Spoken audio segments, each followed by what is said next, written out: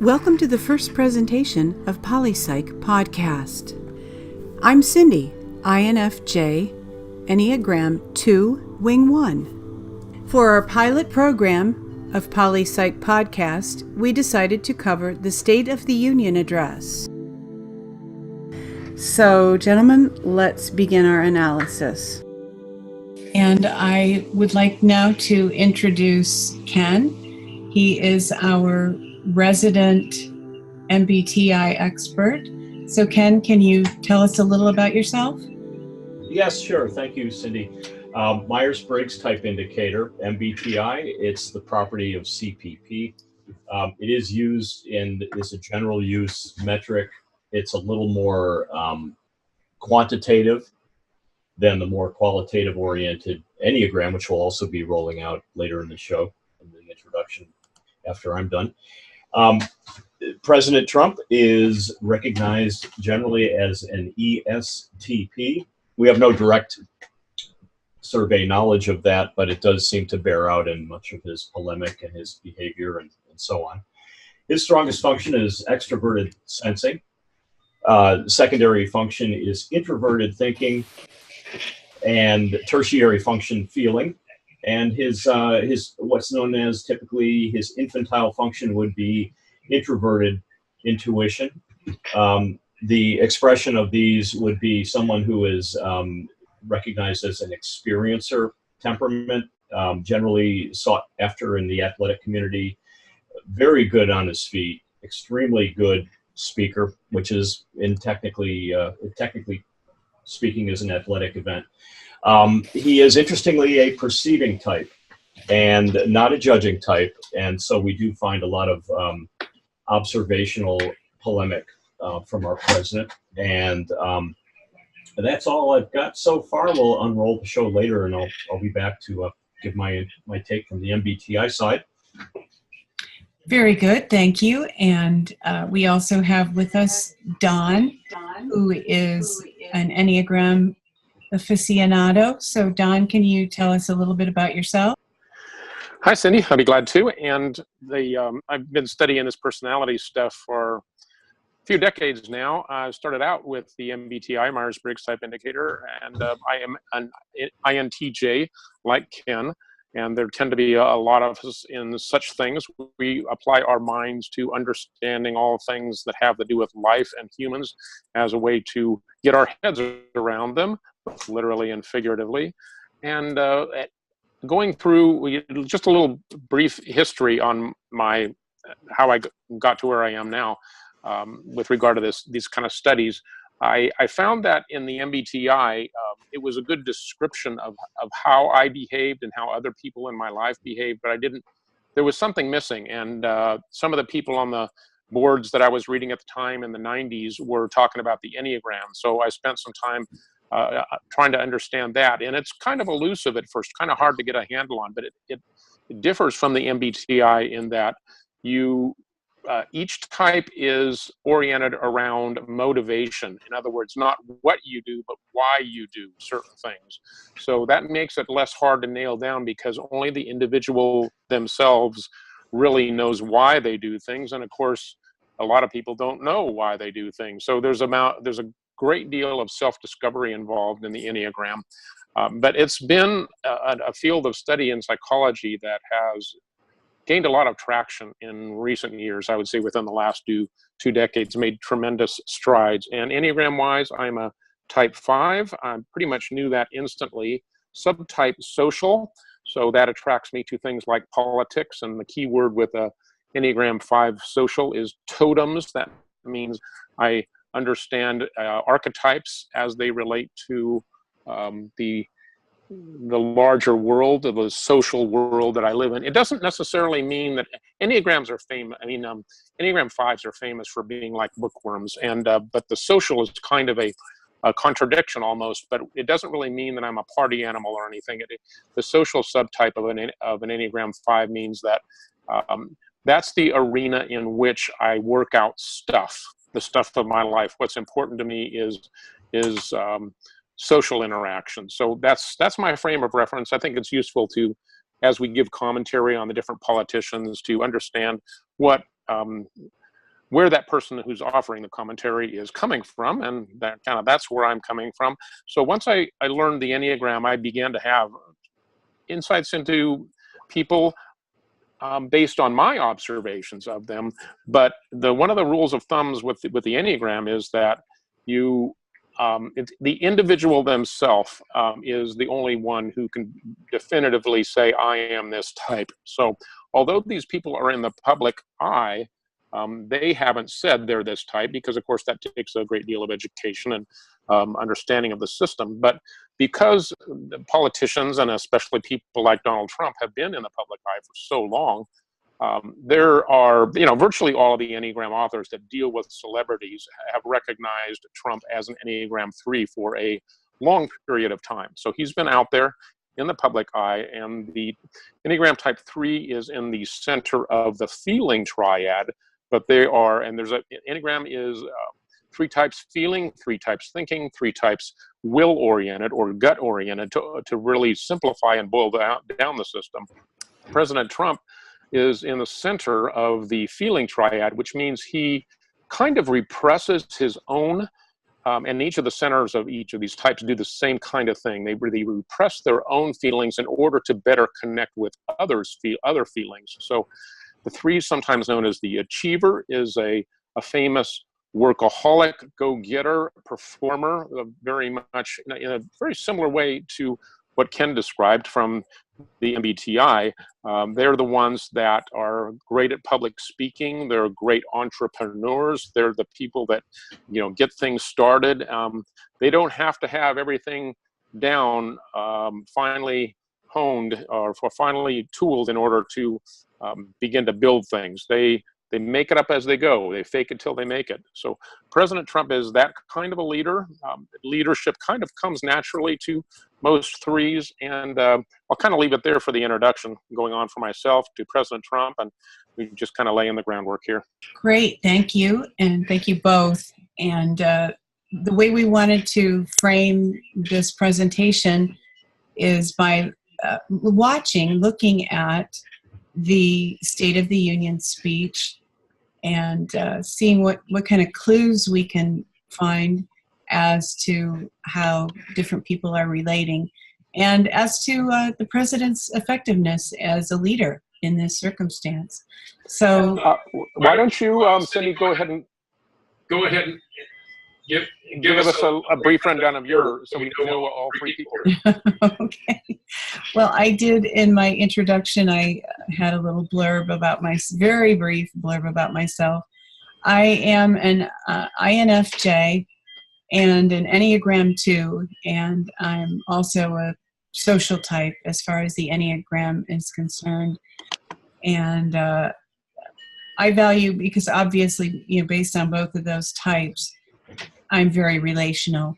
So my value for these personality typing systems is that they facilitate better relationships and better understanding of other people. So yeah, that's my approach to this. Ken, did you have anything by way of introduction to say about our first clip, or should I just roll? Sure. I'd like to just briefly frame the event itself. And we are facing a presidency that's been controversial. It has caused a lot of polarity in our not only our body politic, but also our social lives and even our families. And I think it's a confluence of 2 events. One being the kind of the outlier personality of President Trump. He doesn't really form in the iconic mold or our extroverted archetype of the president as we know it, the modern president. The other problem that I'll say is that we also have a media that is dead set against his administration succeeding. And the result of that is sort of a tennis game where the stronger player is not allowed to serve. The media gets to reframe almost all of his speeches and cut out and selectively edit, and essentially create a situation where the attacked entity is not would always have to explain themselves, and he who has to explain, or she, is always at a disadvantage. However, we have a groundbreaking event. We have a State of the Union that did receive a lot of publicity before the event, was not even sure it would take place. Therefore, it did attract a lot of attention. And President Trump was able to deliver what I think was a historic turnaround in his public persona. My own opinion is that he could have won election 2020 that night, but did engage in several self-defeating minor blunders. I think overall, most people would agree that this was a major success for the duly elected president. And we will go forward and recognize that he seized upon many archetypal elements. I'm sure Don will probably mention this too, that go beyond his administration, that are American archetypes: World War II, the Holocaust, reaching even into the spiritual realm. So he's grasping at elements that really do unite us subconsciously, and that's a very powerful entity. You know, when you can just channel those feelings and those observations in public like that. But there were several minor slips. He is human. We can't pick and choose a human being's traits. His strong suit will also bring with it weaknesses. And I think the more we realize that in human relations, the better we will be able to cope as a people with each other's differences and with each other's strengths. And we're all different for a reason. And as we move into the speech, I think we'll see that play out in just a grand theater. It was a marvelous performance, Cindy. Our first clip, I'm queued up to 19 minutes and 53 seconds. Do you want to introduce this specific clip, or should I just roll it? Oh, go ahead and roll it. Okay.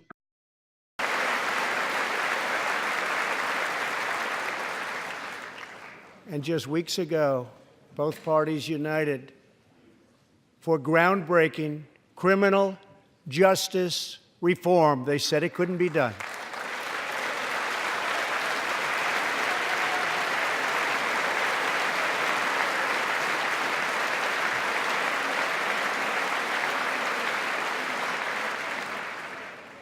Last year, I heard through friends the story of Alice Johnson. I was deeply moved. In 1997, Alice was sentenced to life in prison as a first-time nonviolent drug offender. Over the next 22 years, she became a prison minister, inspiring others to choose a better path. She had a big impact on that prison population and far beyond. Alice's story underscores the disparities and unfairness that can exist in criminal sentencing and the need to remedy this total injustice.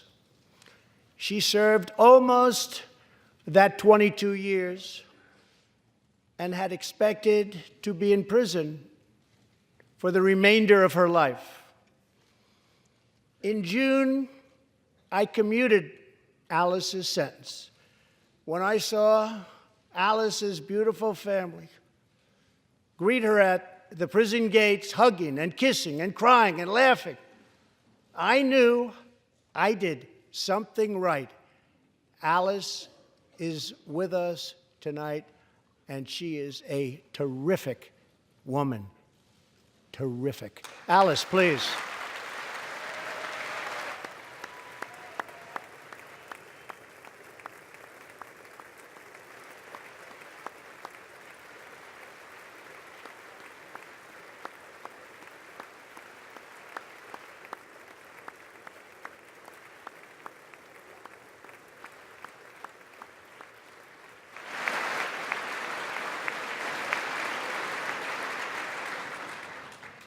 Alice, thank you for reminding us that we always have the power to shape our own destiny. Thank you very much, Alice. Thank you very much.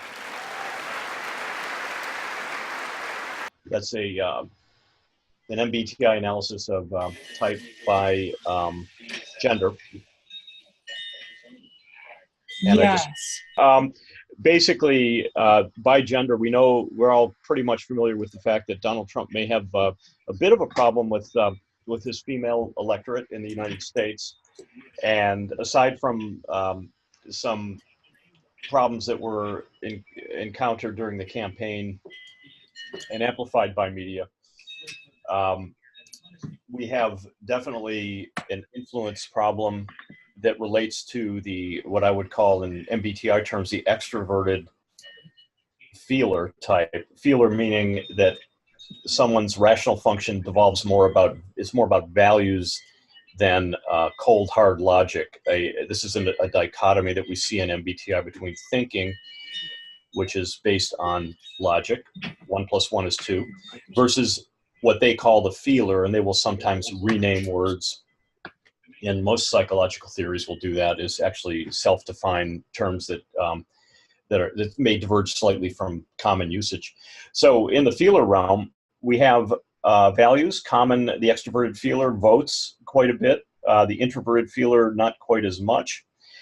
The extroverted feeler population in the female realm in the U.S. is extremely high, up to about 40%. The top 4 categories of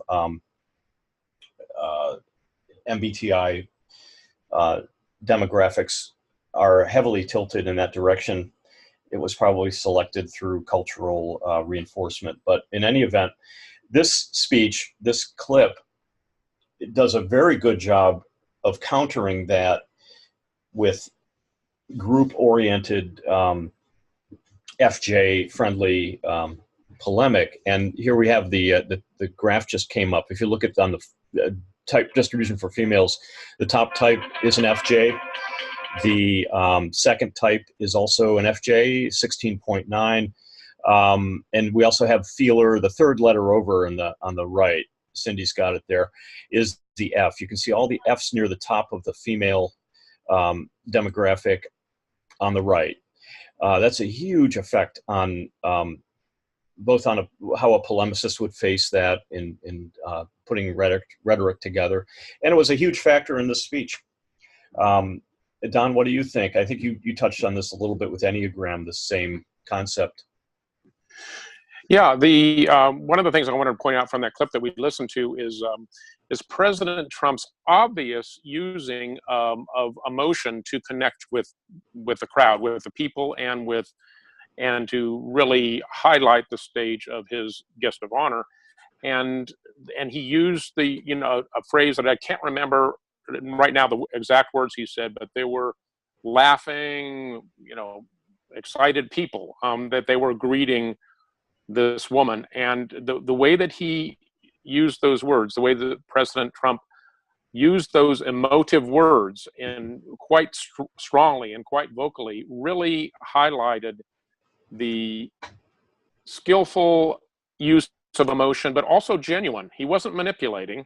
President Trump wasn't. He was highlighting the emotional nature of this wonderful woman being released from prison and the joyous celebration that was, and inviting us to participate in these very positive emotions. So yeah, it was real clear to me that the president wanted to, early in his speech, lead the audience away from that false characterization of him as a woman hater or someone who abuses women, someone who doesn't.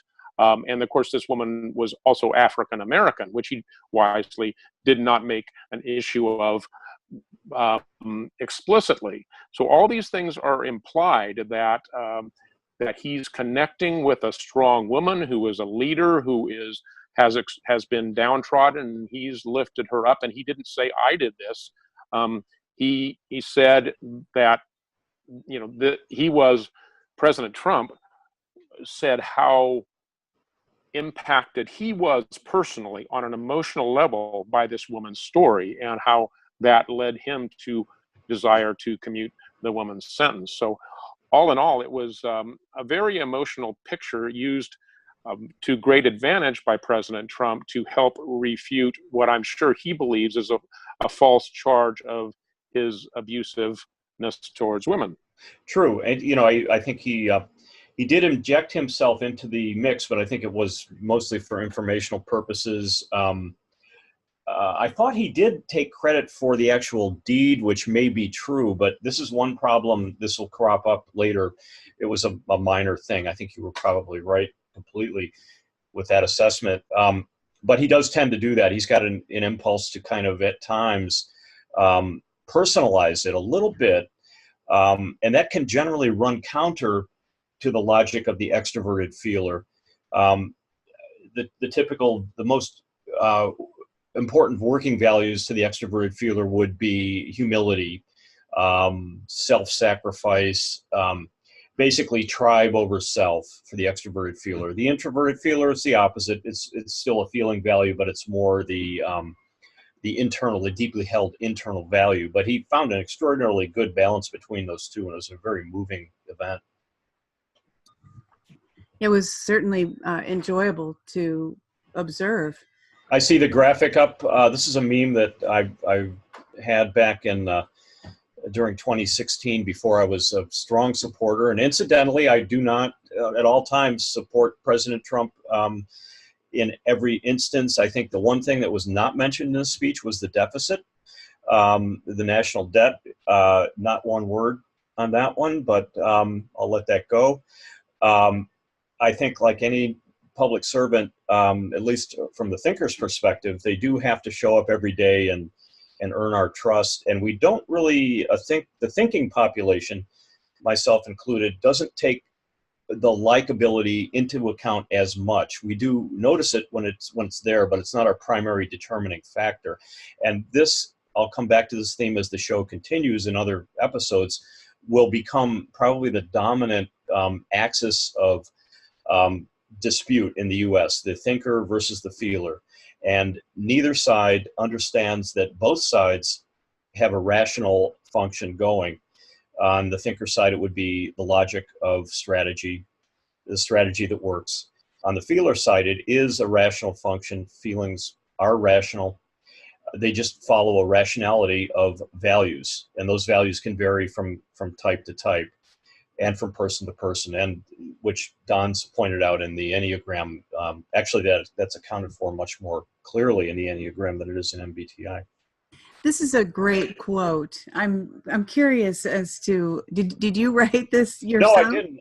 How I ran across that, it was in Reddit, and it was attached to a commentary on Donald Trump, but the author, whose screen name was pretty it was slightly off color, so I didn't put it in there, but it is attributed to a Reddit you probably find it on Reddit if you search that phrase. I quoted it exactly. But it was published in, well before Donald Trump was an issue publicly. So the ESTP characterization is probably fairly accurate, and this does sort of accurately show that the ESTP as a perceiving type is there to upset the status quo, not necessarily to rebuild it as a judging type would, but to point out and make observations that basically create tension and conflict. And ESTP is very comfortable with ambiguity and conflict. And I know it drives the rest of us crazy at times, and about half the electorate, but that's his home. Chaos, and he's good in that regard. I think he actually gets energy from that environment, and it makes him a dominant player in world affairs when your adversary is not predictable. President Obama, somewhat predictable. Every other president, we're used to that calm feeling of predictability, and I'm not sure if that's always called for.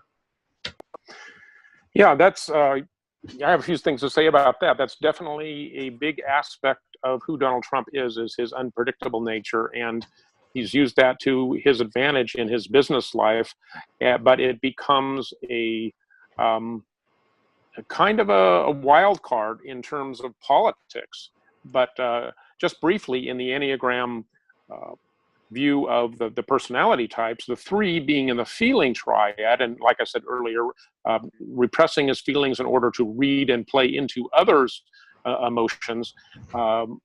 President Trump is familiar with that, but also within the Enneagram, you've got what's known as the arrows, which are the directions of your or 2 types that you fall into in both stress or security. And President Trump is a 3, his stress type is a 9. So what that means is that in periods of stress, he's going to go with his gut. That's what makes him unpredictable. So he goes to 9, which is the gut type, the center of the will triad in periods of stress. And I'm sure he's learned to use that to his advantage. It doesn't have to be stress such in a kind of a sense that's always negative. Stress can be something you bring on yourself.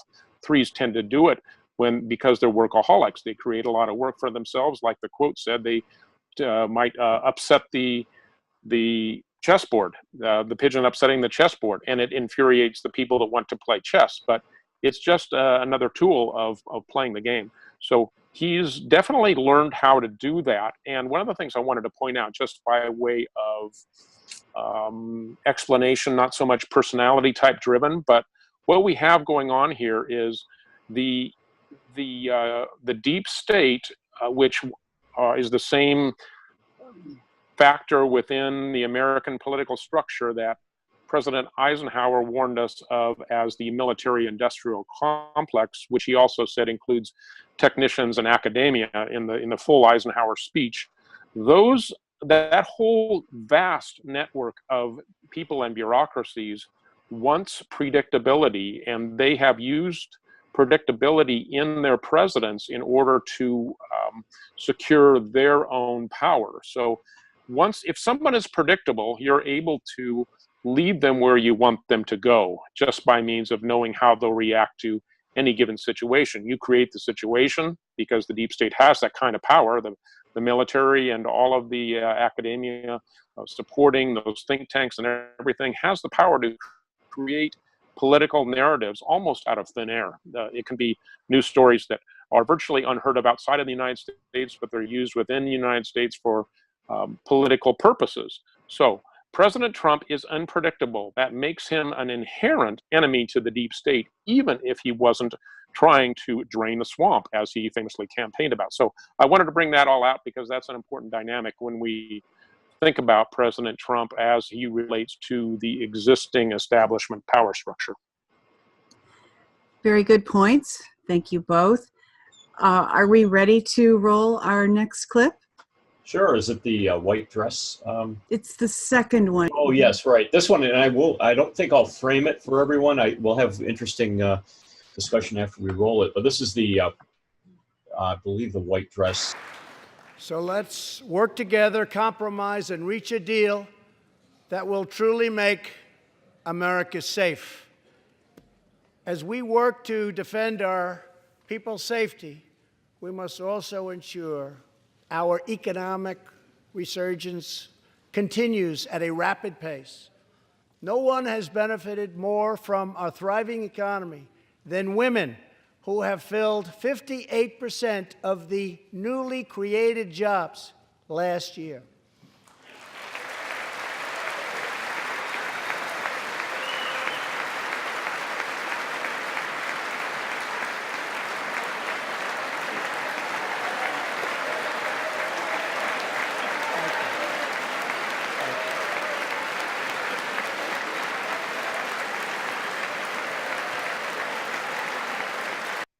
They're evidently showing some resistance to the good feeling group dynamic going on behind them.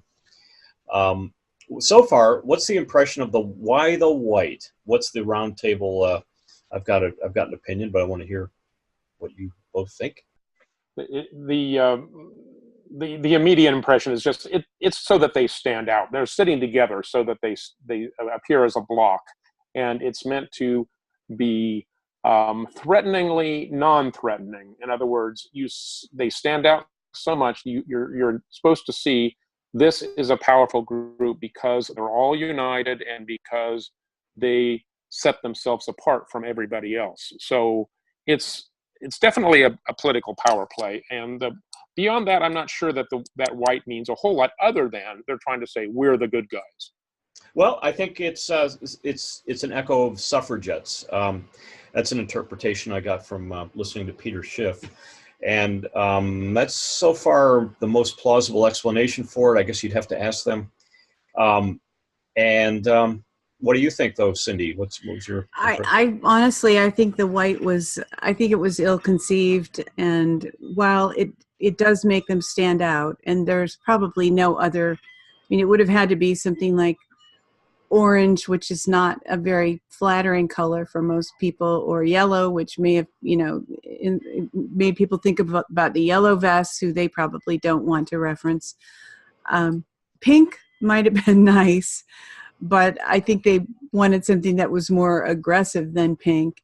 And red, I mean, I don't know a color they could have chosen. I'll say this, I'm glad they did not go with Hillary's purple. That would have felt more threatening. Right. I think it was actually a pretty good move. The other thing to keep an eye on is the growing cleft within the Democratic Party, and keep your eyes on Nancy Pelosi as well, because that you'll start to see that expression. She's probably not crazy about Donald Trump, certainly, but she's not crazy about this development either. Now, President Trump is very skillfully reinforcing, and actually creates almost a bond here, which is really fascinating. And then later, when he's denigrating socialism, supports the Nancy Pelosi side. So it's almost, I do see a strategy potentially developing where he's supporting this cleft in the Democratic Party, which would probably be good, have good blowback for 2020.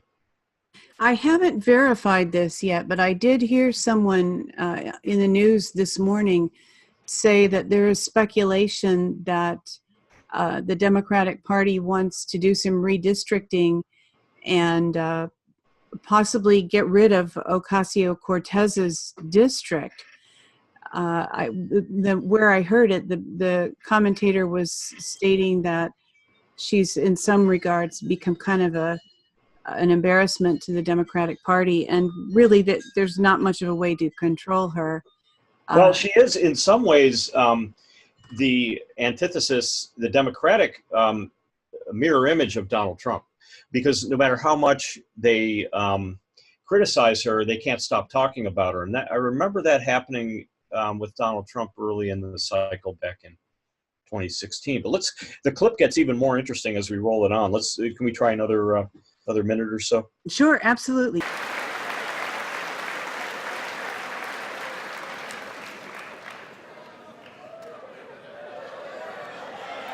You weren't supposed to do that.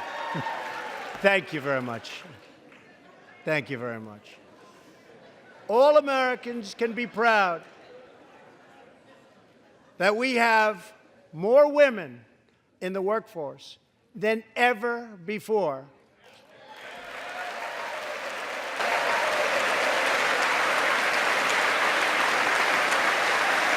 And here we have the exact opposite side.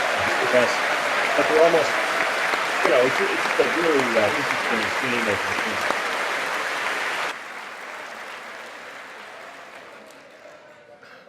Don't sit yet. You're going to like this.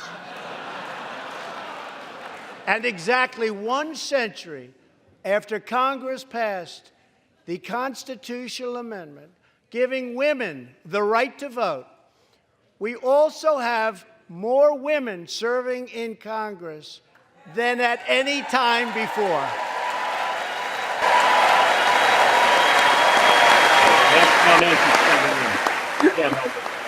Yay us. What's she going to do? Now look at the two women finally standing up, the two oppositional characters in the front row right there. You see them? They can't help it now. It's complete amazing scene. I do find it interesting that you referred to Ocasio-Cortez as being somewhat similar to the president. I'd never heard anybody say that, and obviously, I mean, the one obvious difference is that he has been so very successful in so very many endeavors. And I'm not really absolutely certain what her background is, but he just has the portfolio. You know, he's got the resume. Peter Schiff Bartender. Bartender, right. But then they said the same thing about Donald Trump. I think what he meant was, I've heard that comparison before too, is that just they have a way of making the media pay attention to them so that the media can't stop talking about them, even though they would probably prefer to. Because, you know, the media is largely has been an instrument of the Democratic Party, and that's the old guard. They're established, and Ocasio-Cortez is something that is challenging that old guard within the Democratic Party. So, yeah, I see the comparison. I find this really interesting that I believe this is the president's daughter in white. Isn't this one of his daughters?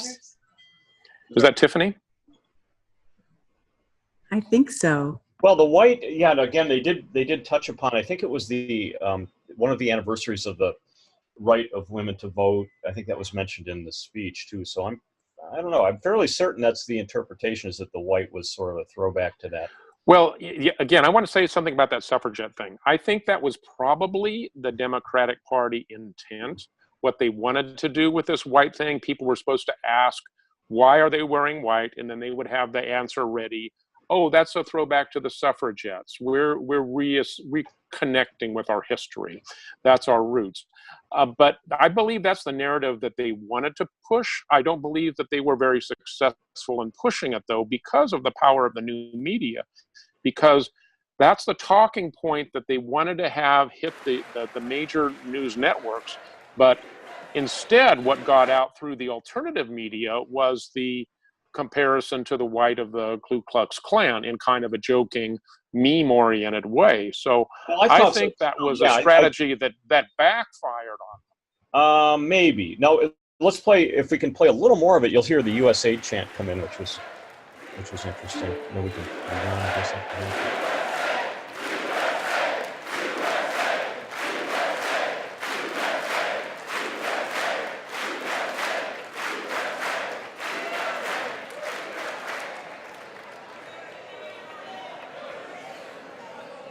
That's great. Really great. And congratulations. That's great. He's just so good at that. It's fun to watch him. Well, he's an athlete. Yeah, one of the things I wanted to point out here is I really think he laid a trap for them that they fell into. Government were famous for the Democrat group, the women in white there. They're famous for not applauding, and then they only applaud themselves.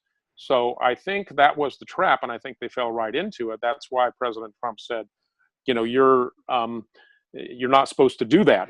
In other words, the very first time that they applauded themselves, and then of course later they did it again and then it was expected, and Nancy Pelosi gestured for them to stand and applaud the success of women, more women in Congress, etc. But I think this was President Trump's strategically oriented, and Ken might consider this a thinking oriented. I'd consider it more kind of a political power play, in which the three, as the expert in reading his audience, has basically set them up to behave in exactly the way he wanted them to. Well, I'm gonna differ on that slightly. I don't look at President Trump as being a grand strategist. I think he's a grand creator of chaos, and I think what really started this whole episode was his sort of U-turn. He jumped to the other side of the issue and took the opposite side strongly, and really reaching out. He did this several times in pointing out the healthcare issue of pre-existing conditions, and adopting some of the actual socialist rhetoric a little bit, slightly sort of tilting in their direction. So he creates this atmosphere of whipsawing. You don't know what's going to happen next. And so my take is that, yes, sometimes he ends up looking like a genius, but it's just because he's created this crucible of chaos that just seems to go his way. It just, sometimes he rolls snake eyes. And again, I think his sensing function is stronger than his thinking function, and this is why we see impulsive behavior from him sometimes, which we can't deny. It's not there. So the introverted thinking function, at least in the MBTI construct, would take longer to take effect. But it's true, Don, you may be right. This may be a very clever grand strategy, but you know what? I kind of, if I had to gamble on it, I would say it was just. He just got lucky. No, I'm pretty strong on this. I really think that as a whole, President Trump has learned how to run meetings and to learn how to sell. If there's one thing that threes are masters of, it's selling. And in order to sell, you have a strategy, but it's not a thinking-based strategy. It's an emotive-based strategy. And so he is able to lead people into the emotions that he wants them to experience, because although it doesn't look like it at the time, they actually serve his interests. So that's what I mean by a strategy. It's not really a thinking kind of a thing. It's more of an emotional thing. Okay. Enneagram 3s are often thought of, just generally, it's stereotypically as being shallow. And, in personality study, we're always supposed to highlight the strengths and overcome the weaknesses. But the reality is, people who just talk about threes or think about threes, threes can tend to be shallow, can tend to be externalize everything and want to just buff the top of the shoe. And Ken, as you have mentioned, as in different discussions that we've had, as people grow older, they tend to mellow. And I think with the president at his age, we see a 3 who has matured very well. And although his typical approach can be perceived as shallow, there is great depth to a lot of what he does. And a lot of his considerations seem to be really quite deeply thought out. Right. Yeah, and that's a great point. The predictive handle on that from MBTI is that he's got a very strong extroverted sensing function as a perceiving type and as an extrovert in that area. So that would tend to have an infantile function of introverted intuition, which generally is connected with deep connection to archetypes and religious expressions. It's something that that all three of us share as our strongest function, actually, introverted intuition. And so the path of life in Jung's case was referred to as individuation, where your functions all rise. You don't really mellow as much as balance, and that weakest function rises like the rising sun and becomes a life theme later in life. So in some ways, Donald Trump, for all his flaws, he has embraced Christianity a little more fervently, and I think it is an honest expression. And I think his redemption story is almost played out in his goal to forsake his wealth and take on a job that really is a thankless job, and he wants to give back to posterity. I don't believe that he's doing this for greed. Certainly, he doesn't have to be doing this. Really, it's a very difficult job. But so, what do you think, Don? Yeah, definitely. I agree with all that, and I think that especially thinking of Donald Trump as an Enneagram 3 really highlights that, because as Cindy was saying earlier, the 3 is the one who buffs the top of the shoe and just does it for appearance's sake and knows that he can get by on that. But when and of course that's what the negative talking heads in the press, the anti-Trumpers, want to portray him as a con man. And I think the American people don't agree with that. At least his poll numbers certainly don't show that. Rasmussen poll has President Trump, a daily tracking poll, a couple of points at this particular point in time, just shortly within a short period of time after the State of the Union speech, as a couple percentage points ahead of Obama. You wouldn't know that for listening to the mainstream media, but President Trump has sacrificed his reputation. He knew he would be attacked this way in order to do this. And threes are probably the most sensitive to the reputation of any Enneagram type. So I see this probably even less than the financial cost that President Trump has made. He is sacrificing his reputation. I believe he knows it will turn around in the end. I believe he sees that because I believe he truly believes in what he's doing, and that the making America great again is not a sales thing as much as it is a tagline for a very serious agenda. One of the things that I wanted to point out, this is kind of dovetails here with what we were saying about the high and the low points of each of the types, is that in the Oh Brother, Where Art Thou, which is one of Cindy and my favorite movies, because we both love the Coen brothers, and we really enjoy that particular one because it's centered around a modern interpretation of the Odyssey, Homer's Odyssey, which is a classic Enneagram tool or story. And each one of the characters, which I'm not going to go through now because it would take a little bit more time than we have and lose our focus, but each one of those characters is the downside of each of the types. So in Papio Daniel, who's the incumbent 3 politician, you see all of the foibles of the typical pandering politician. He's going to do whatever it takes to get him elected. He wants his own midget too, because the reformer has a midget. So that kind of a thing. So you see the downside in each of those. And that's what you see in the press, I think, is the press has the ability to pull anybody down because they can focus on the downside of any one of these types. And we see President Trump's downside very clearly in that way. Just as a side note, I experienced this myself, and that's in my own personal life when I discovered the Enneagram as a way of understanding people, understanding myself, because I was so beaten down in my first marriage that I knew all of my flaws. And when I read the Enneagram, I saw not only the flaws, but also the high points too. And I knew that I was both.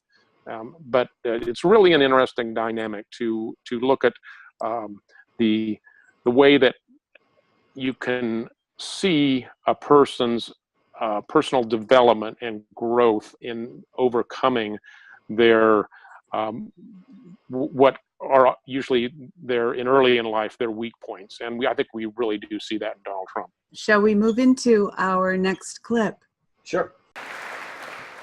As part of a bold new diplomacy, we continue our historic push for peace on the Korean Peninsula.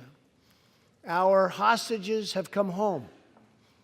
Nuclear testing has stopped, and there has not been a missile launch in more than 15 months.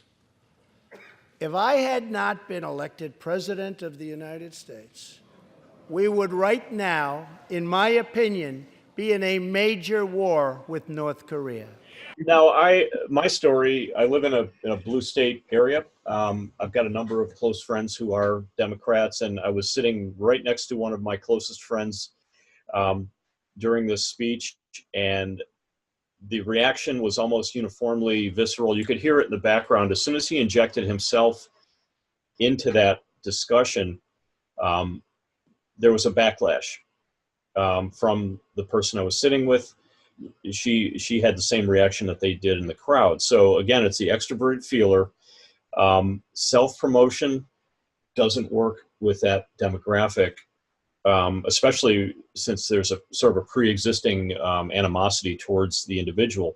Now, the theory behind this, and I'll let Don fill this out because you may have a differing opinion, is that you present it's obvious that that President Trump was a major player in that deal. But it would have been it might have been more powerful if he had not injected himself into it, because obviously there were a number of other strategists involved. The taxpayer paid for the event to occur, just things like that. I think it was unnecessary for him to put himself in at that particular point, to let the audience reach that conclusion on their own, which is really the most effective way of influencing people, is through the perceiving function and letting the judging function occur in the individual, not having it pushed out by another entity, whether it be television, although that does work. But Donald Trump is not in a position to form a judgment for someone who doesn't agree with him yet. It was a little bit of preaching to the choir, which I'm not a big fan of in this context. What do you think, Don? Yeah, I do have a slightly different view of it. I fully see that the case there for that President Trump could have handled that differently and could have, just implied that he was behind this thing instead of saying, I did it, quite so boldly. On the other hand, sometimes coming out bold that way in patting yourself on the back, so to speak, actually helps highlight the fact that there is a backlash going on in the media against that. You wonder, well, why doesn't somebody's thought process might also be as well as having the negative reaction. Some of the other people are going to say, well, wait a minute. Yeah, that's true. Why didn't the talking heads on the media ever point that out? They really might not like this guy. But I think over a period of time, President Trump, what he's been doing is he's been taming the never-Trumpers, the people that were opposed to him, especially within the Republican Party, because he's given them a measure of winning that they haven't had before. And part of that is him helping to highlight when he is unfairly treated by the media. And I'm reminded of the early days of Rush Limbaugh and how Limbaugh used to say, I've got to, say this about, you're not going to hear this anywhere else because, the media is this drive-by media, and I've got to, help you see that there's something missing here. So there is, if there's enough truth there, and it's truth that he's willing to stand by and defend, I can see taking that position. He is going to get backlash. I personally come out of a family that has a very strong mindset against self-promotion, where it's viewed as being very egotistical and therefore very negative. But I came to have a backlash against my own mindset in that way, so that now I appreciate when somebody has enough guts to stand up against that mindset that's very common on the left. And you can have the biggest ego in the world, but God forbid that you ever let anybody see it in an overt way. I think it can be very hypocritical. It can be a way of having a false humility if you purposely don't mention yourself.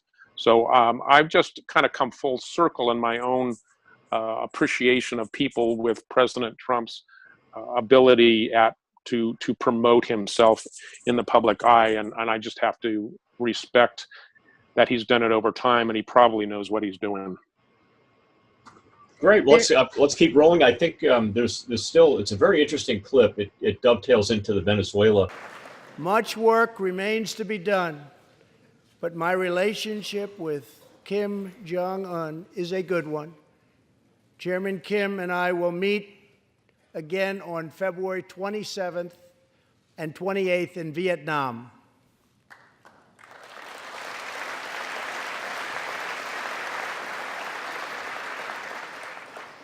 Two weeks ago, the United States officially recognized the legitimate government of Venezuela and its new president, Juan Guaido.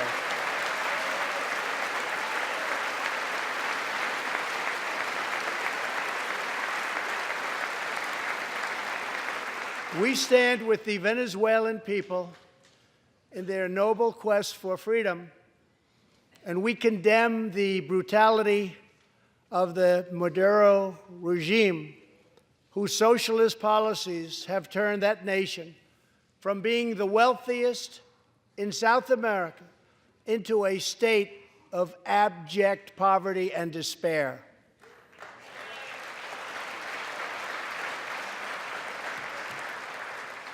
Here in the United States, we are alarmed by the new calls to adopt socialism in our country. America was founded on liberty and independence, and not government coercion, domination, and control. We are born free, and we will stay free.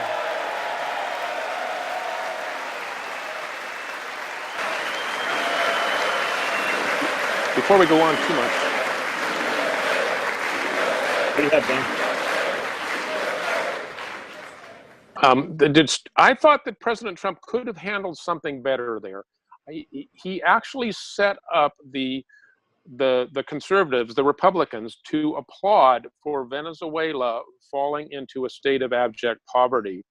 And I thought that was, just occurred to me, that was a mistake that he didn't have to make. I know the intent there, and what was going on was they weren't applauding the poverty, but it could be used that way, and it could be a little misstep that opponents could use. I think it would have been better if he had just inserted one word, which would have been perfect for him as an Enneagram 3, connecting with emotions. He could have said, and sadly, Venezuela has fallen into a state of abject poverty. And then if he got the applause for that line, the supporters of the president would be seen as agreeing that this was a very sad thing.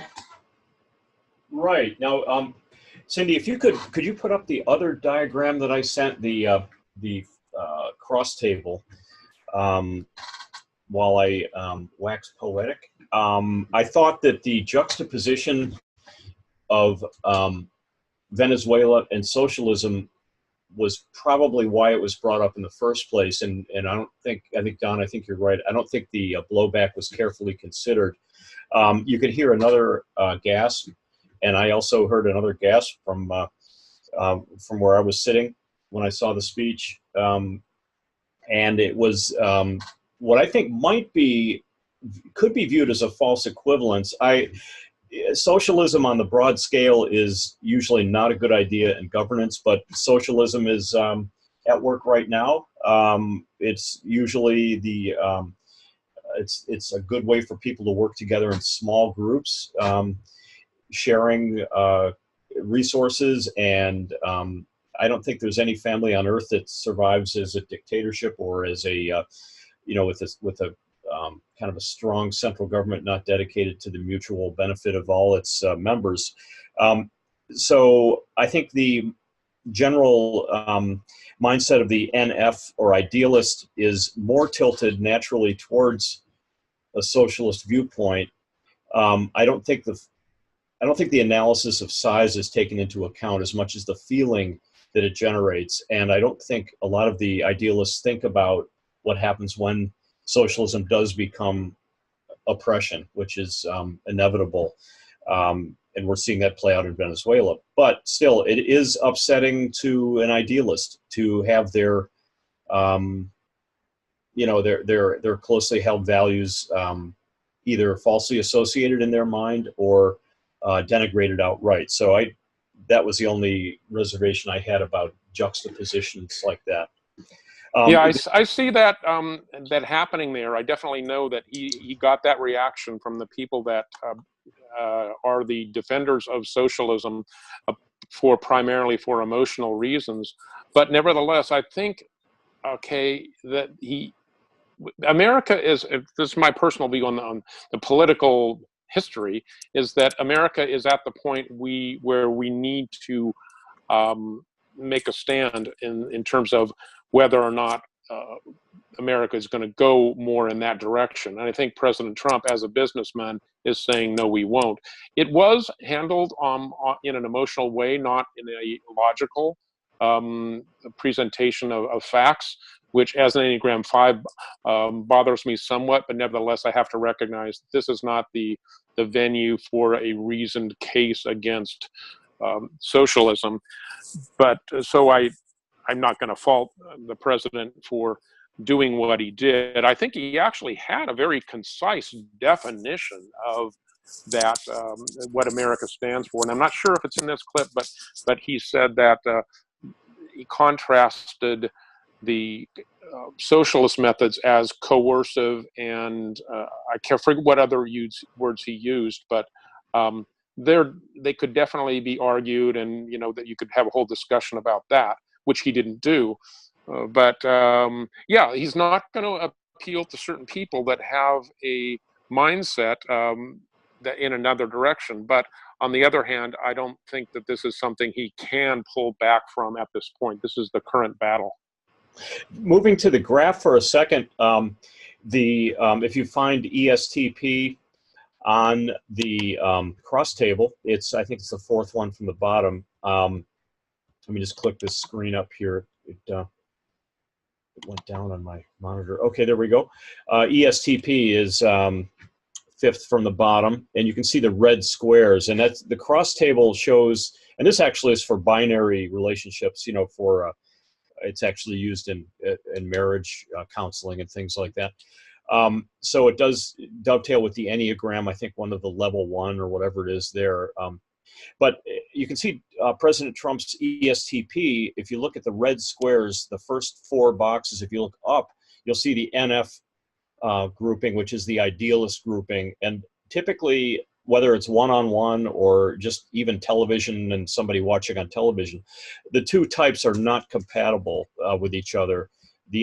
Anybody in the NF grouping and anyone in the ESTP group would not be capable in this theory of they'd have major challenges in a marriage and probably major challenges at work.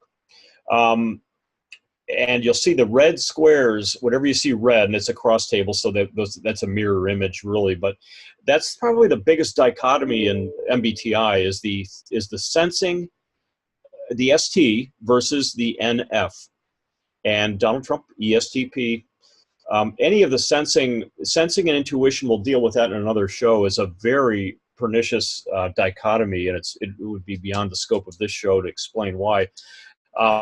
And just briefly, the INTJ, Don, you look across, in the INTJ is the fifth one down. There it is. There's the cursor from the top. We have no red squares, and which means we're going to drive everybody crazy because we're going to see both sides of an issue, in theory. And we're one of the fewer types that has that advantage. But it is also a little bit of a nuisance to people that want us to be strongly in one camp or another. It's certainly been a problem for the last few years. What do you think, Don? Yeah, I think that's a great chart, and that offers a lot of insight. There is a sense in which the thinking function can be, even if it is kind of paradoxical almost, that a TJ could be a common ground.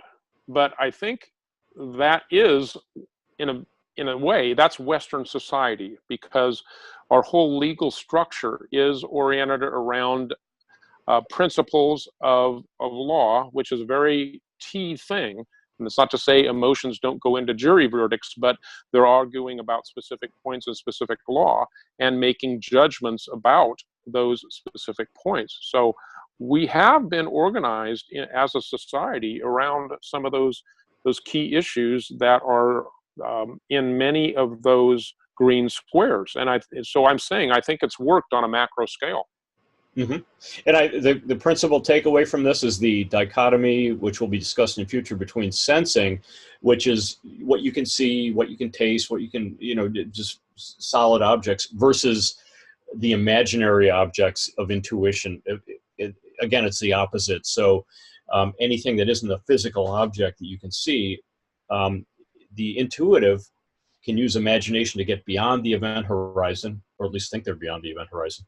Sometimes they are, but it's a conceptual world. So that's the one that people aren't as aware of. It's the most difficult to understand. We'll certainly try to elucidate that as we move ahead. And last fall, we put in place the toughest sanctions ever imposed by us on a country. We will not avert our eyes from a regime that chants death to America and threatens genocide against the Jewish people.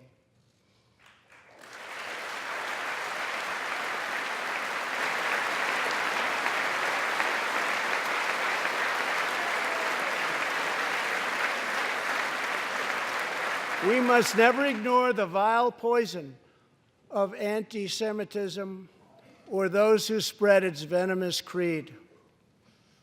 With one voice, we must confront this hatred anywhere and everywhere it occurs.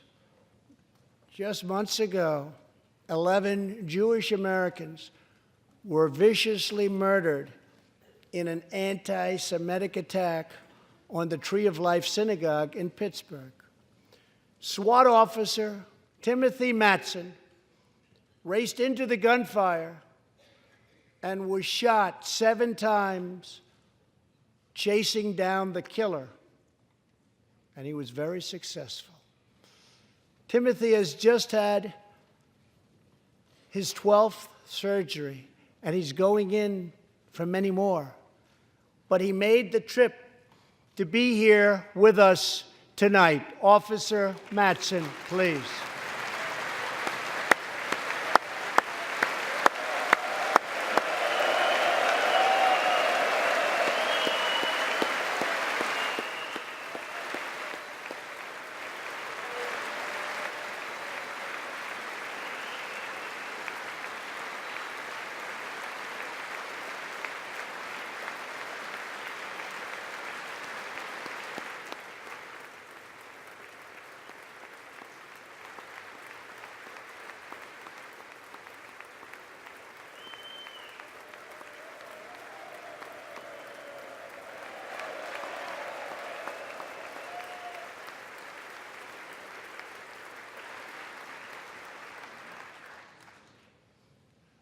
Thank you. We are forever grateful. Thank you very much.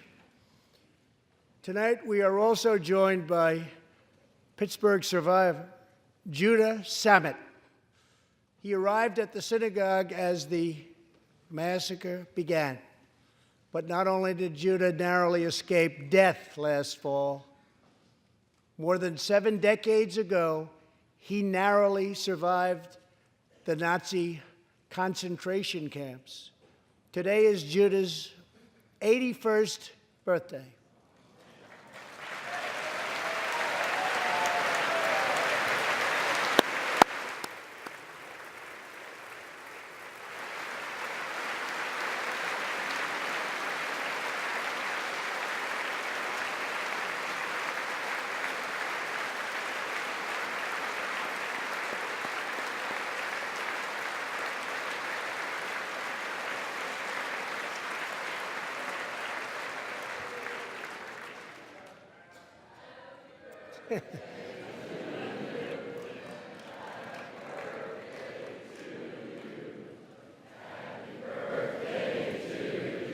Great.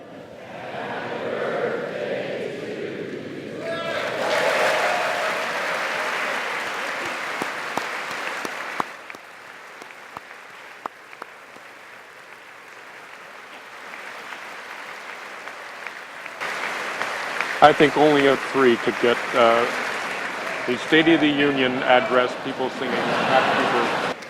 They wouldn't do that for me, Judah. It's coming. No, the only thing I interject, he didn't need to do that, President Trump. They wouldn't do that for me. The perfect moment, and he's got it. Again, I got a groan from my companion at the. Yeah, again, that's that same left-wing opposition to anything that's self-promoting, and but that's also who Trump is. So Yeah, people, we can't in other take- words, they've just got to get used to it, or, because he's not going to change. Yeah, you're right. Roll it. Judah says he can still remember the exact moment nearly 75 years ago, after 10 months in a concentration camp, when he and his family were put on a train and told they were going to another camp. Suddenly, the train screeched to a very strong halt. A soldier appeared.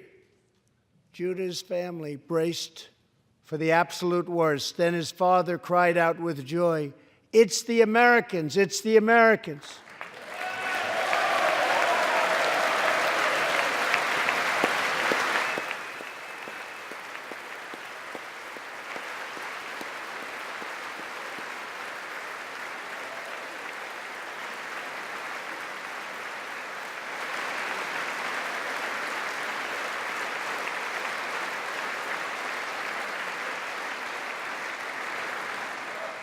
Thank you.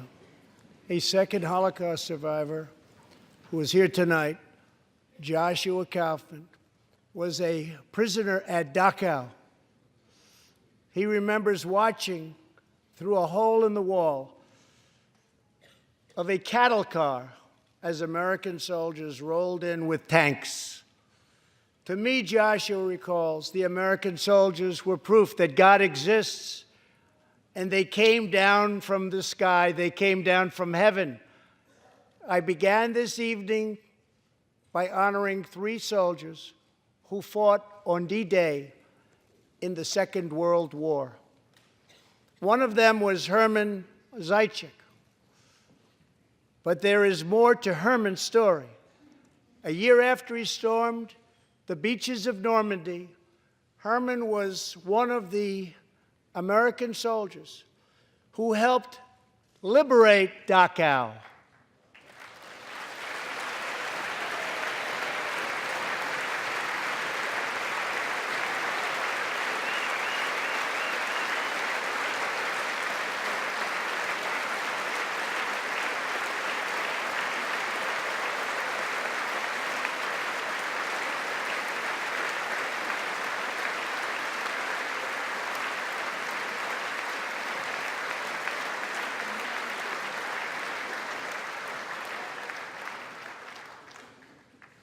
He was one of the Americans who helped rescue Joshua from that hell on earth. Almost 75 years later, Herman and Joshua are both together in the gallery tonight, seated side by side, here in the home of American freedom. Herman and Joshua, your presence this evening is very much appreciated. Thank you very much. Thank you. That kind of leaves me speechless a little bit. Yeah, it was near the end. I'm not sure how many people saw it. I'm glad we did again, and I hope we can reproduce it too. Absolutely. Well, let's have some parting thoughts. That those are all the clips that we wanted to reference. And Don, would you like to make a few comments? Then Ken, you can finish up. Yes, a masterful, emotive speech. And this is not what you would expect from a businessman, but then this is not an ordinary businessman. President Trump is, first of all, a salesman. And he's actually, what he's doing is he's selling America. And like I said there during the applause, it was as if he was saying, America, you saved the world once, you can again. And powerful speech, and very much something that is in the domain of an Enneagram 3, someone who is extremely skillful at relating to the emotions of a crowd of people. And I'm going to guess that President Trump is probably a social subtype. He's been in media for a long period of time, off and on, and Hollywood star and all of that. So he's a 3 that relates to large groups of people and does it very skillfully. He's at the peak of his game. He's had a life of success, and now he's orienting his success-driven life towards the empowerment of the country that he sees as having lost a lot of what it made it great, and he wants to bring it back, and he highlights World War II deliverance from oppression as one of the keynotes in this dramatic speech. So I thought it was extremely well done. I thought it was a great event. I think we may look at this as a turning point, especially with the collapse of the false Russian narrative. The realization that there really was a groundswell of opinion that was concealed in the privacy of the voting booth, had nothing to do with outside influence. It was really just people maybe not telling, not wanting to be ostracized socially by a media-inspired hate campaign that divided people. And I don't think when people say that Donald Trump is the most divisive candidate ever, I think it has more to do with the presentation by the media and just the phenomenology of having a president who differs. And we're all different for a reason. The human story is a story of conflict, and the story of one or another key proclivities or skills predominating in a certain situation. And I think that's kind of the bigger picture. But as we move forward, hopefully we can start talking less about people and more about ideals. And that's what the speech did. It pointed us towards lasting American archetypal themes, and most of the speech away from the personal issues. And I thought some of the uniting events, like the happy birthday scene, and certainly the one we just saw, were just inspiring to almost everyone in the room. It was great to see that happen again. Yeah, it was quite the speech, and as you said, perhaps some kind of a turning point for our country. And we would like to thank all those who are watching and have watched. And please remember to subscribe so that you can find us again. And we plan on producing about a show every week. And please leave suggestions in the comment section if there's anything that you would like to see us do a show on. And what our plan is to cover various political and public figures and talk about their Enneagram types, talk about their MBTI types, and how personality impacts our world, the decisions that we make, and the leadership that we have in our country and throughout the world. So thanks again for joining us.